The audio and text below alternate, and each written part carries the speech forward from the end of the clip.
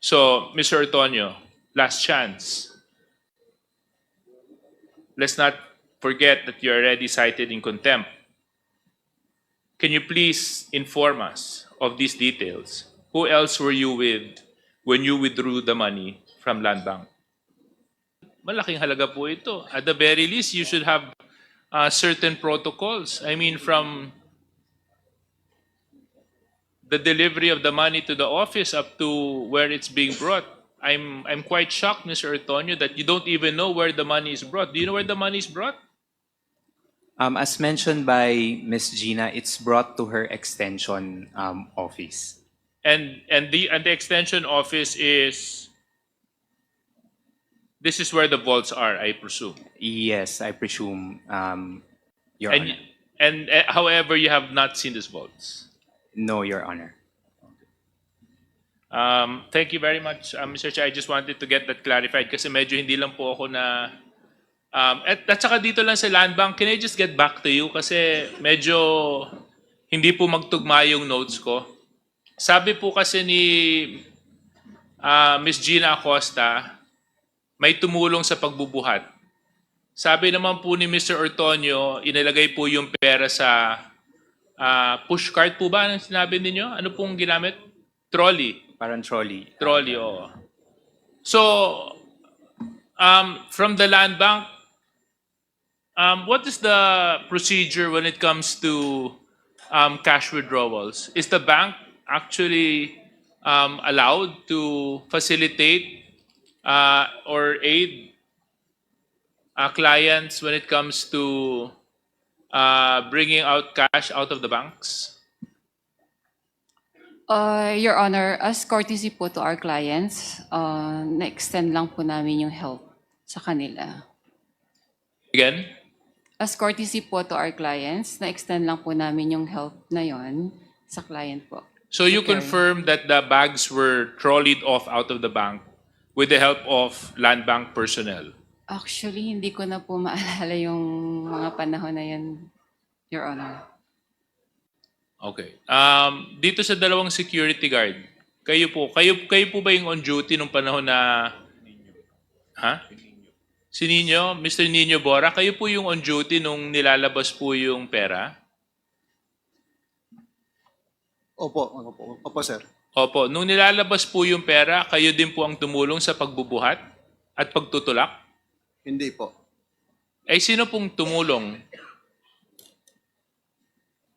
Hindi ko po maalala kung sino yung tumulong po.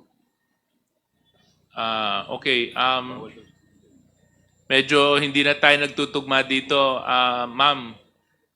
Kasi sabi nyo, as courtesy, tinulungan po sila. Kaso lang sinasabi po ng security personnel, hindi daw po. So, pwede po bang malaman natin kung ano po talaga ang nangyari? Your Honor, yung pong pag-provide po siguro ng trolley, yun lang po yung Yung? extension ng pag-help namin. Pag-provide po ng trolley. Yung pag-provide ng trolleys. Yes, Okay. Your So, Honor. sino po ang nagtulak ng trolleys? Hindi ko na po maalala, Your Honor. Mr. Ortonio? Based on my recollection, Your Honor, as far as I can remember, someone helped us and ang recollection ko po is it was from Land Bank. That's my recollection. But Land Bank is saying they just provided the trolleys. The security officer said, hindi daw po sila. Tapos ang sinasabi mo naman, taga Land Bank po ang tumulong. So, medyo hindi po nagtutugma yung statement nyo, Mr. Ortonio, sa statements po ng Land Bank. So, ano po ba talaga ang katotohanan? Your Honor, that's what I can recall po as of this moment. No, I'm not asking you of what you can remember as of this moment. What I'm asking you, Mr. Antonio, is the truth and the fact. So, what is it?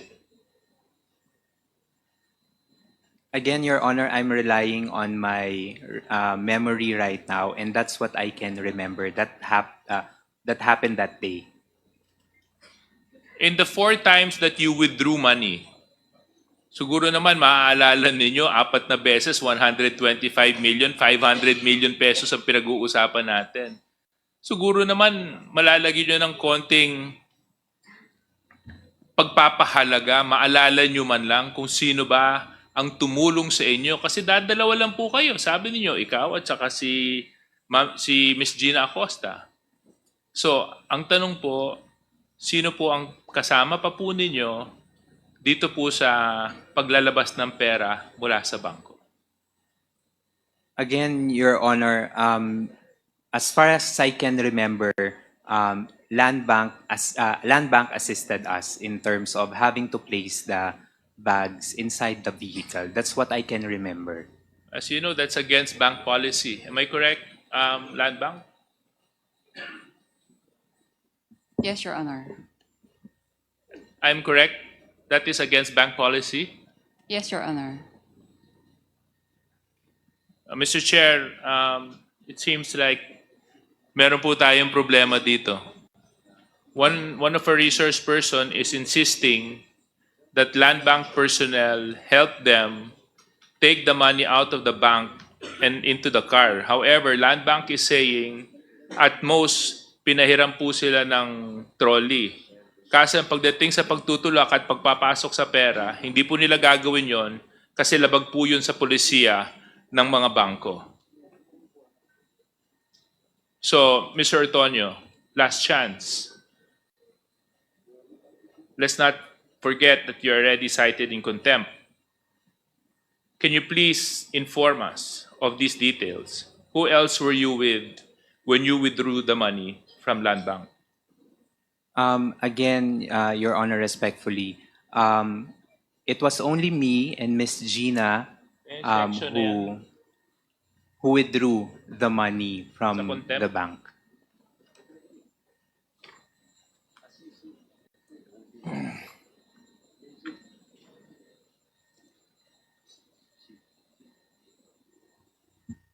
Read to you, Mr. Antonio, letter C, under section 11. Okay. Refusal to answer any relevant inquiry. So, Mr. Antonio, wala naman pong mawawala kung magsasabi po kayo ng katotohanan. Yun lang po, simple lang po yung tanong namin. Sino po yung kasama ninyo nung inilabas nyo po yung pera? Hindi nyo po pwedeng sabihin na land bank kasi mismong land bank na, dalawa sa kanila ang nagsabi, labag sa kanilang polisiye yon at yung mismong security guard at that time sinabi din na hindi daw po sila. At hindi naman po pwede na hindi nyo po maalala kung sino pong kasama ninyo kasi 125 million pesos po ang pinag-uusapan natin. Other than Miss Gina Acosta, who else were you with when you brought the money out? It was me and Miss Gina Acosta who were present, but of course, we also had guards on duty. But ang nag-withdraw lang po ng money, it's Miss Gina and me. So sino pa nga po yung ibang kasama? Yung po tinatanong ko, sino pa po yung ibang kasama ninyo? In terms of kasama po, we also had VPSPG on duty that day and the driver. Oh, there you go. It wasn't so hard, di ba? So can you name these individuals? I'll have to recall, Your Honor, kung sino po yung mga guards on duty that day. Because as mentioned earlier po, the guards on duty at the Office of the Vice President regularly rotates po. So what you're telling me is, on those 4 occasions na naglabas kayo ng pera, ni isa sa mga taong nakasama ninyo, maliban kay Gina Acosta, hindi mo maalala kung sino? I'll have to Just one recall. person.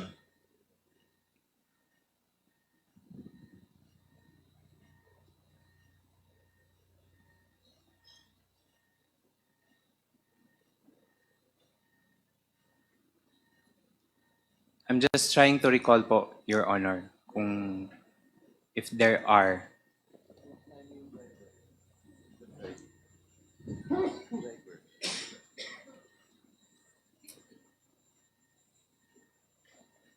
Mr. Chairman, ang pinag-uusapan po natin dito, kalahating bilyong piso. Pwede ba yun? Di mo alam kung sino yung nag-drive?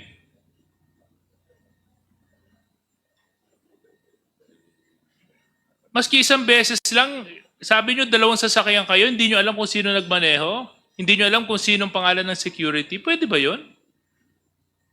Napaka-imposible po nun. That is very, I'm sorry, Mr. Tony, that is very hard to accept. I am of the position that you are purposely hiding the identities of these people for reasons I do not know. Number one, Land Bank already said it wasn't them that helped you push the trolleys. Maski sinabi mo na Land Bank, strike one ka na doon.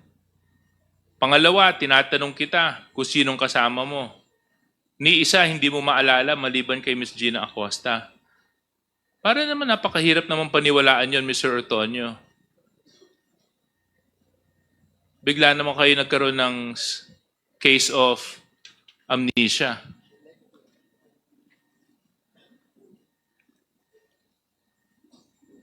Your Honor, if my memory serves me right, one of the guards who was with us is, I just do not know yung kanyang, ano tawag nito? Yung kanyang position, yung kanyang title, yung rank niya, but it's Mr. Guerrero po, one of the drivers.